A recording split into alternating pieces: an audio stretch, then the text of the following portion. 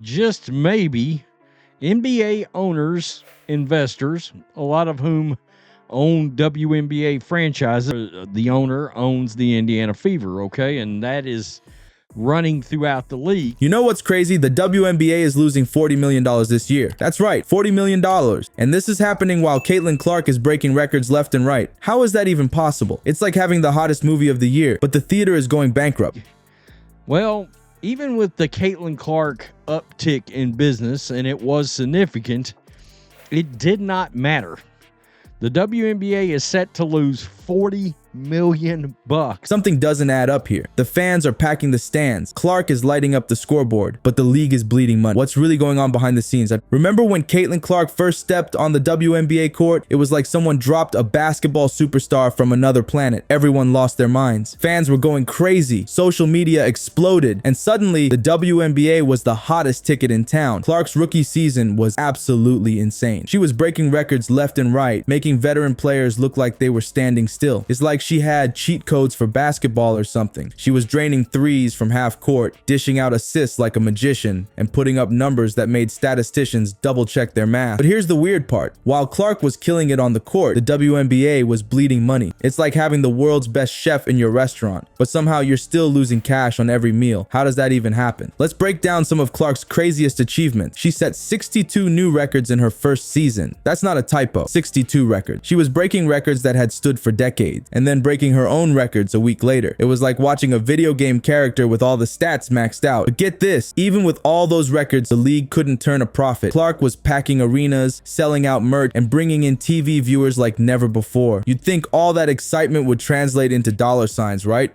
Wrong. You know what's even crazier? The more popular Clark got, the bigger the league's financial problems seemed to get. It's like they were spending money as fast as she was scoring points. New fans were pouring in, but the cash was pouring out even faster. Despite Clark's historic rookie season, the WNBA is projected to lose $40 million in 2024. That's not just a little financial hiccup, that's a full-blown money meltdown. How can a league with the hottest new star in sports be losing that much cash? So if Clark's bringing in the fans, where's all that money going? It's like watching a magic trick where the magician makes a pile of cash disappear instead of a rabbit. The stands are full, the TV ratings are up, but the bank account is emptier than ever. Let's dig deeper into this financial mystery, because something doesn't add up here. We've got the most exciting rookie in years, record-breaking performances, and more buzz than ever before. But behind the scenes, it's like the league is playing a whole different game and losing badly. Imagine you're an NBA owner. You've been pouring cash into the WNBA for years, waiting for it to pay off. Now you've got the hottest rookie in sports history packing arenas, and you're still bleeding money. Sounds crazy, right? Well, that's exactly what's happening, and these owners are not happy campers. Here's the deal. The NBA isn't just a little invested in the WNBA. They own a massive 75% of the league when you count the stakes held by individual NBA team owners. That's not just a side project. It's like having a second job that's eating up all your overtime pay from the first one. Now picture this. You're sitting in your fancy owner's box watching Caitlin Clark drain three-pointers like it's nothing. The crowd's going wild, merch is flying off the shelves, and you're thinking, finally, we're gonna see some green. But then you check the financials, and it's like someone punched you in the gut. The league is on track to lose $40 million this year. $40 million. One NBA exec was so frustrated, he straight up said, the WNBA owes the NBA so much, we won't see any windfall for years. Ouch. That's not just a little setback. That's like realizing your sure thing investment is actually a money pit with no bottom. And get this, it's not like this is some new problem they're dealing with. The WNBA's been losing money for almost 3 decades. That's right, they've been in the red longer than some of their players have been alive. It's like they're stuck in some kind of financial Groundhog Day, where every season ends with empty pockets. You'd think with all the buzz around Clark, packed arenas, and record viewership, things would be looking up, right? Wrong. It's like they've found a way to turn gold into lead. They've got the fans, they've got the star power, but somehow the money keeps slipping through their fingers. It's gotten so bad that some NBA owners are starting to wonder if the WNBA is even worth keeping around. Can you blame them? They've been pumping money into this league for years, and all they've got to show for it is a bigger hole in their wallet. It's like they're playing a game of financial whack-a-mole, and they're always one step behind. But here's where it gets really interesting. If the NBA owners are this upset, just imagine how the WNBA players are feeling. They're the ones out there breaking records, drawing crowd, and carrying the league on their shoulders. And what do they have to show for it? That's a whole other story, and trust me, it's about to get even more complicated.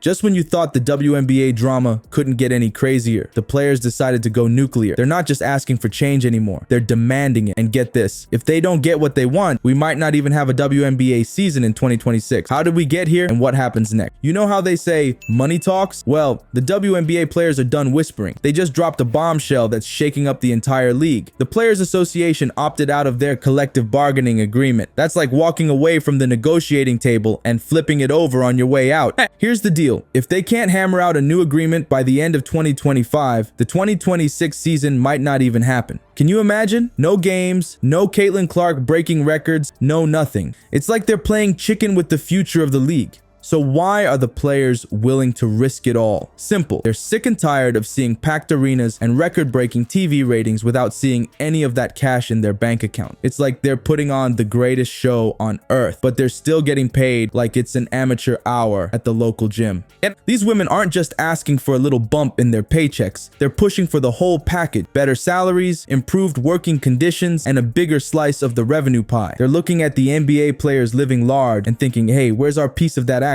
But here's where things get tricky. The league is already bleeding cash like crazy. Remember that $40 million loss we talked about earlier? Yeah, that's still a thing. So the players are basically asking a broke person to buy them a Lamborghini. It doesn't exactly add up. The frustration is so real that there's serious talk about going on strike if things don't change. We're talking about the nuclear option here. No games, no practices, nothing until they get what they want. It's like they're ready to burn the whole house down if that's what it takes to rebuild it right. This isn't just some minor disagreement. It's a full-on rebellion. The players are channeling their inner Katniss Everdeen, and they're ready to start their own Hunger Games if that's what it takes to get fair treatment. So now we've got angry NBA owners on one side, furious WNBA players on the other, and a league that's hemorrhaging money stuck in the middle. It's like a high-stakes game of tug-of-war, and nobody's willing to let go of the rope. With all this chaos, someone's got to step up and find a solution, right? Well, that's where WNBA Commissioner Cathy Engelbert comes in. But let me tell you, her job right now makes herding cats look like a walk in the park. How's she handling this pressure cooker? That's a whole other story. And trust me, it's about to get even more intense. And remember when everyone thought Cathy Engelbert was going to be the WNBA's savior? Yeah,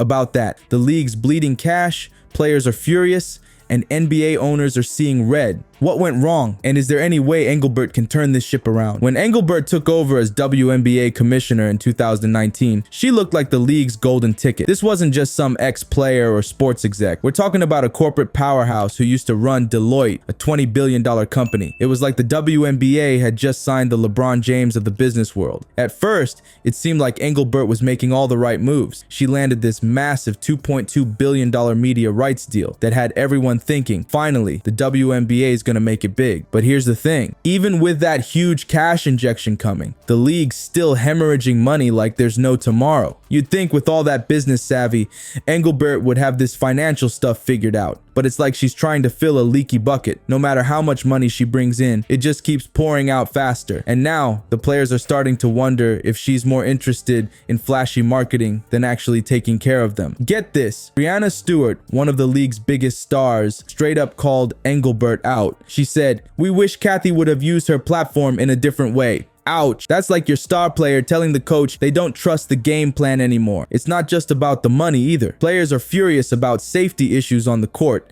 saying the refs aren't protecting them. But every time they bring it up, it's like Engelbert's got her fingers in her ears, singing la la la, everything's fine. Meanwhile, the NBA owners are watching their investments circle the drain, and they're not happy campers. They're looking at Engelbert like, wasn't your business genius supposed to fix this? It's like they hired a master chef, and somehow the restaurant's still going bankrupt. Engelbert's trying to spin all this as just growing pains, but come on, when you're losing $40 million a year, that's not growing pains, that's a full body cast. And now, there's serious talk about whether she's the right person for the job. That corporate background that seems so perfect, now it's looking like maybe she just doesn't get the culture of the league. So what now? Can Engelbert pull off a miracle and save the WNBA? Or is it game over? One thing's for sure, she's gonna need more than just a fancy resume to get out of this mess. The clock's ticking, the players are restless, and the owners are losing patience. It's crunch time for Engelbert, and the future of the WNBA might just hang in the balance. So here we are, folks. The WNBA's got Caitlin Clark lighting up the scoreboard, fans packing the stands, and more buzz than ever before. But behind the scenes, it's like watching a car crash in slow motion.